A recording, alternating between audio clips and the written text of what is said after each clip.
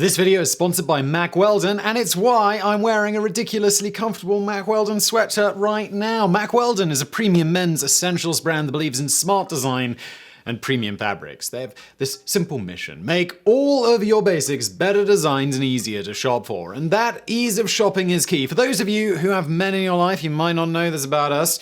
We're not always the easiest to shop for. But now, thanks to Mack Weldon, it's super easy to find the next reliable wardrobe staple. No matter which guy you're shopping for, you might look at some comfy lounge pants. I'm actually not wearing the lounge pants from Mack Weldon right now. I'm wearing their radius pants. Or radius trousers, I suppose we'd call them in the UK, and I love them. Or alternatively, maybe you want to buy something from Mack Weldon's line of silver underwear and undershirts. That stuff is made with actual silver woven into the fabric because it's a natural antimicrobial that neutralizes bad smells. I wore one of their t-shirts for 8 days in a row in the middle of summer. Didn't smell afterwards. Magic. Mack Weldon are constantly sending me new things. I actually kept one in the packet because I just wanted to talk about how nice the experience is of opening it. It comes in this nice plastic, which of course I recycle. Yes, I know. And this is a winter pair of socks that I got. I don't think this is the silver line. No, this is just, I don't know, I felt like I needed a really warm pair of socks because it's winter and I like, having warm feet. They've also got a loyalty program called Weldon Blue, so once you bought and that will be recycled, don't worry. Once you bought $200 worth of stuff, you get 20% off further orders for an entire year. Plus, you get access to new stuff before anyone else. Plus, free gifts thrown in. So if you want to cash in on comfort this new year, get 20% off your first order by going to mackweldon.com/brainfood20 and entering the code brainfood20. You'll love it. And let's get into the video. The Great War of 1914 to 1918 is often remembered as the first truly modern, fully industrialized conflict, with many now ubiquitous military technologies such as the airplane, the submarine, the tank, and poison gas making their combat debut on the battlefield. But the Great War was also a time of transition, with many older technologies and tactics like cavalry serving alongside new, often with disastrous results. Yeah, when you start mixing machine guns with horses, it's gonna go wrong. But every once in a while, old technology proved more than capable of holding its own in this modern conflict, and none more so than SMS Sealer, a 19th century sailing ship that managed to become one of the war's greatest commerce raiders, sinking 15 ships in 225 days. SMS Sealer began life as the Pass of Balmaha, a three-masted, iron-hulled windjammer launched August 9, 1888 by Robert Duncan and Company of Glasgow. Windjammers were the very last development in commercial sailing technology, built in a desperate attempt to compete with steamships. In this, they proved moderately successful. Not only could they keep pace with steamers in a good wind, but on long-haul voyages such as to Australia, they were actually more economical, as they did not have to use bunker coal or fuel oil and could thus carry larger cargoes. Over the next 26 years, the Pass of Balmaha changed hands several times, eventually coming under the ownership of the Harvey Steamship Company of New York, where upon declaration of war in Europe in August of 1914, she was registered under a neutral American flag. On June the 23rd, 1915, Pass of Balmaha departed New York Harbor under the command of Captain Scott, carrying a cargo of Texas cotton bound for Arkhangelsk in Russia. As soon as war was declared, the Entente powers established a naval blockade of Germany, with the Royal Navy establishing 2 lines of patrol ships in the North Sea to enforce it. On July the 21st, while Pass of Balmaha was off the coast of Norway, she was accosted by the British auxiliary cruiser Victorian, who sent over a boarding party to search her for contraband. While nothing suspicious was found, the captain of the Victorian nevertheless ordered the Pass of Balmaha to sail to Kirkwall in the Orkney Islands for further inspection and placed a prize crew and 6 Marines on board to ensure compliance. Against the protestations of Captain Scott, he also ordered the Pass's American flag struck and replaced with the British Red Ensign. Understandably, this made the crew of the Pass rather nervous, as it marked the ship as a belligerent vessel and made it more likely to be attacked. And indeed, 2 days later, while en route to Orkney, the Pass of Balmaha was intercepted by the German submarine SMS U-36. At the time, submarines and surface raiders still operated under the so-called cruiser or prize rules, which dictated that a merchant ship could not be attacked and sunk without warning. Instead, the attacker had to make their presence known, board the merchantman to search for contraband, and allow the crew to safely escape before capturing or sinking sinking the vessel. This gave Captain Scott enough time to hide the British prize crew below decks and swap out the red ensign for the Stars and Stripes. However, the captain of the U-36, Ernst Graf, was unconvinced and ordered Passer Balmaha to sail to Cuxhaven with a German prize crew aboard. More than a little annoyed at having been made a target, out of spite, Captain Scott kept the British sailors locked below for the entire voyage to Germany.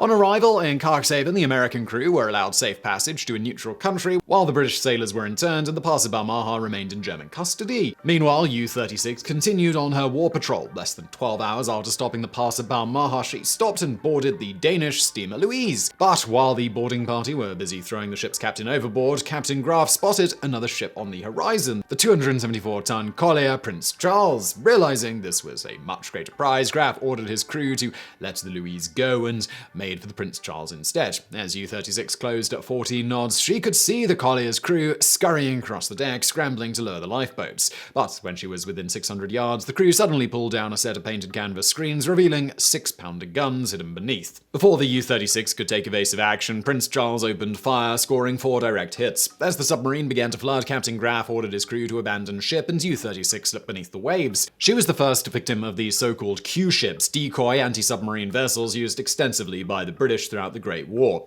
Given the success of the Q-ships, it was only a matter of time before someone in Germany thought to copy the concept, and that someone was Captain Felix Graf von Lachenau. A sailor through and through, von Lachenau had run away from home at the age of 12 to serve aboard the Russian full-rigger Niobe.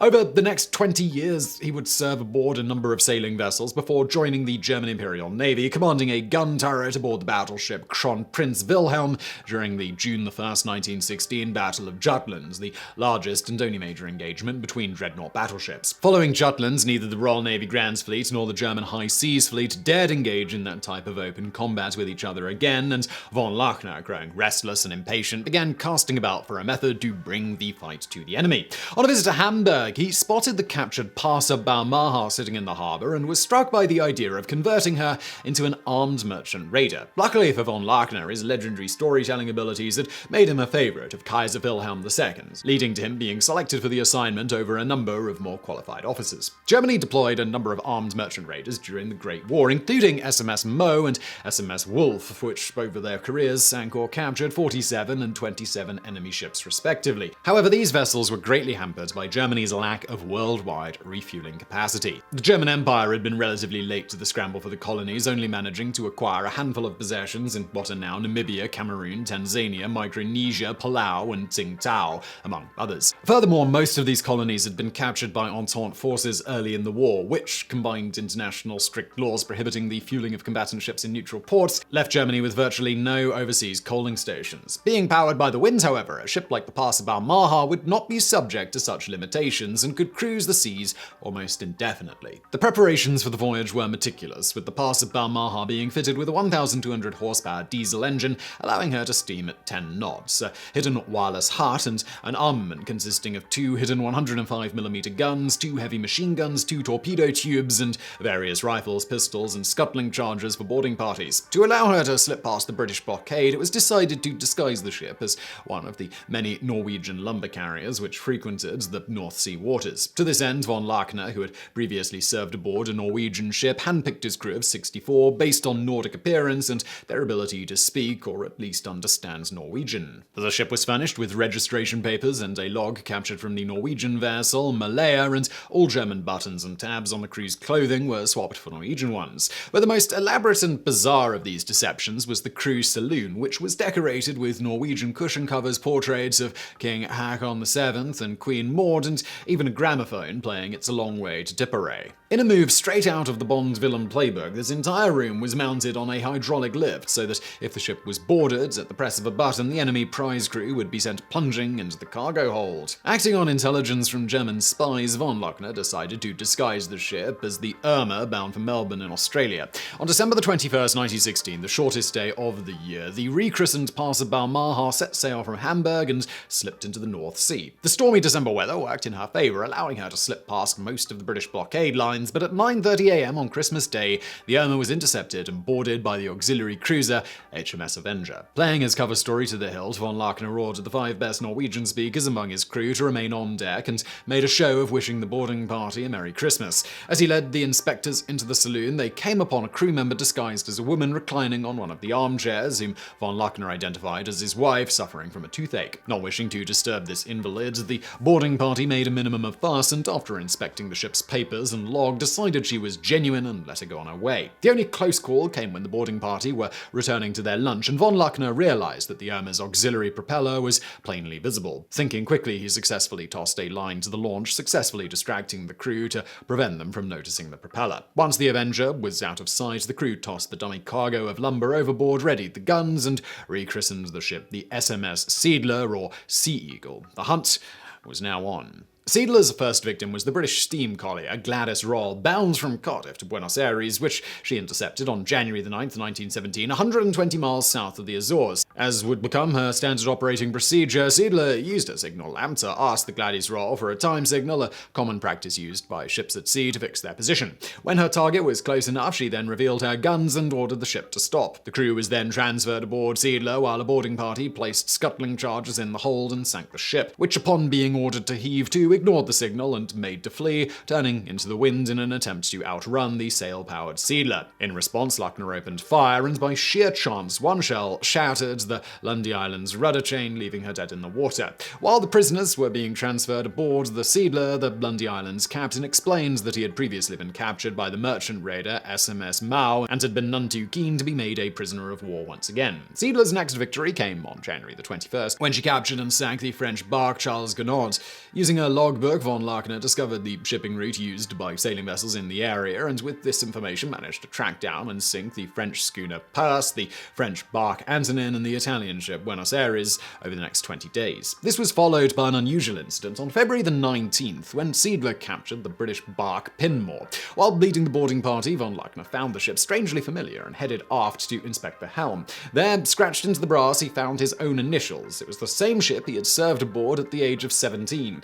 Other captures were even stranger. On being ordered to stop, the captain of the French bark Duplay, believing the Sealer to be a fellow French vessel, played a practical joke. He rowed over in a lifeboat, only to suddenly find himself in German captivity. When the Horngass failed to acknowledge Sealer's time signal request, von Lachner ordered smoke generators to be lit, making it seem as if the ship had caught fire. Horngass immediately drew alongside to render assistance and was duly captured and sunk. By late February, Sealer was running low on provisions, prompting Lachner to place his second-in-command, Lieutenant Kling, in charge and sail the recently captured Pinmore to Rio de Janeiro. After picking up provisions, he rejoined the Sealer 3 days later, transferred over the cargo, and sank the Pinmore with scuttling charges. But von Lachner now had another problem. The 286 prisoners locked up in the hold. So, on March 17th, von Lachner captured the French bark Cambronne and transferred the prisoners aboard her, placing the ship in command of Captain J. Mullen of the Pinmore. To prevent the Pinmore from reaching shore too quickly and betraying the Sealer's position, von Lachner ordered her topgallant masts sawed off and all her spare sails and spars thrown overboard. Pinmore and the prisoners arrived in Rio 2 weeks later, by which time Sealer was long gone. Sealer's activities in the South Atlantic had not gone unnoticed, and the British duly dispatched the cruisers HMS Ortrano, Lancaster, and Orbiter to intercept her as she rounded Cape Horn. Waiting for bad weather to cover his passage, von Lachner bided his time and instead headed for the Falkland Islands, where he threw overboard a large memorial cross in honor of Admiral Maximilian von Spee, who had been killed there in December of 1914. Then, on April 18th, Sealer plunged into the hurricane-force winds of the roaring 40s, successfully rounding Cape Horn, and slipped into the Pacific. Ever crafty, von Lachner ordered the former prisoner's possessions to be marked with the Sealer's name and thrown overboard, hoping to fool his pursuers into thinking that he had been sunk. Moving on from there, in June of 1917, as Sealer approached Christmas Island in the South Pacific, von Lachner learns via the wireless that the United States had entered the war. On June the 14th, Sealer sunk its first American ship, the schooner A.B. Johnson, which was followed by the R.C. Slade on June the 18th and the Manila on July the 8th. By this time, Sealer had been at sea sea for 7 months, and von Luckner decided to find a quiet anchorage where the ship could be careened or tipped over so its hull could be cleaned of barnacles. He found it on Montpellier, one of the Society Islands in French Polynesia, but as Sealer was too large to sail into the lagoon, he instead beached her on the outside reef. Then, on August 2nd, 1917, disaster struck. According to von Luckner's own account, at about 9:30, he had noticed a strange bulge on the eastern rim of the sea. At first, we thought it was a mirage, but it kept growing larger. It came towards us. Then, at last, we recognized it. A tidal wave, such as is caused by a submarine earthquake and volcanic disturbances. The danger was only too clear. We lay between the island and the wave. We dared not raise sail, for the wind would drive us onto the reef, so our only hope of getting clear of the islands was on our motor. The huge swell of the tidal wave was rushing towards us with breakneck speed. The motor did not stir. The mechanics worked frantically. They pumped compressed air into the engine. We waited in vain for the sound of ignition. By this time, the oncoming tidal wave was only a few hundred yards away. We were lost. The tsunami dashed the ship against the reef, breaking all 3 masts and opening a massive gash in her hull. After 225 days at sea and sinking an incredible 15 enemy vessels without a single loss of life, SMS Sealer had finally met her end. But Captain von Luckner, nothing if not tenacious, and using spare sails, masts, and guns from the ship, he converted one of the 32-foot motor launchers into a cutter, which he ironically christened the Kronprinzessin Cecile after a former ocean liner of the same name. On August the 21st, von Luckner, navigator Lieutenant Kirscheis, Chief Engineer Kreis, and 3 seamen sailed off into the open sea. Their goal was to reach the Cook Islands or Fiji, where they would capture another ship and return to Montpellier to pick up the rest of the crew. Despite foul weather, they reached the island of Collier in Fiji 4 days later. Stepping ashore, von Luckner arranged for their vessel to be towed to the capital Suva by the American cutter Sunbeam, but upon seeing the British steamer Amra enter the harbour, he and his men attempted to flee. They were quickly run down and captured by Fiji police and transported to an internment camp in Auckland, New Zealand. But von Luckner wasn't finished. On December 13th, 1917, he and Lieutenant Kirscheis stole the camp commander's motorboat, the Pearl, and after fitting it with a dummy machine gun, used it to capture the New Zealand timber carrier Moa. They then made for Kermadec Island, south of New Zealand, to raid a storage depot before heading to Montpellier. Unfortunately, the boarding of the Moa had been noticed, and an armed cable layer, the Iris, dispatched to hunt her down. The Iris caught up to Moa on December the 21st, and after firing several shots across her bow, finally forced von Luckner to surrender. While being led back into captivity, the plucky captain reportedly declared, "You left the door open. You cannot blame me for walking out." Back on Montpellier, the rest of the Sealer's crew had a slightly better go of it. On September the 5th, 2 weeks after von Luckner set off in the Cecile, they managed to capture the French schooner Lutetia, which had stopped by the island to hunt turtles. Renaming her the Fortuna, they sailed east for South America, eventually reaching Easter Island, where they were arrested and interned by the Chilean government. Meanwhile, 4 American prisoners left behind on Montpellier repaired the last of the Sealer's lifeboats and set sail on September the 19th, eventually reaching the American coaling station at Pago Pago in Samoa. After the war, the owners of the former Pass of Balmaha inspected the wreck to determine if she could be refloated, but she was found to be beyond salvage and left where she lay on the reef. Over the years, the waves and local salvagers have taken their toll, and little remains of the Sealer, save for some anchors and other fittings scattered about the Montpellier lagoon. As for the intrepid Captain von Luckner, he spent the war in various prison camps in New Zealand before being repatriated to Germany in 1919. After retiring from the Navy, he sailed the world in his private yacht, Vaterland, and eventually moved to Sweden, where he died in 1966 at the age of 85. While in the end, his legendary exploits did little to change Germany's fortunes in the Great War, like his contemporary General Paul von Lettow-Vorbeck, who managed a masterful guerrilla campaign in German East Africa, von Luckner epitomized just what a determined and resourceful officer could accomplish with extremely limited resources. It's not for nothing that history remembers him as the Sea Devil. So I really hope you found that video interesting. If you did, please do hit that thumbs up button below. Don't forget to subscribe. Also, check out Mack Weldon. There is a link below. And thank you for watching.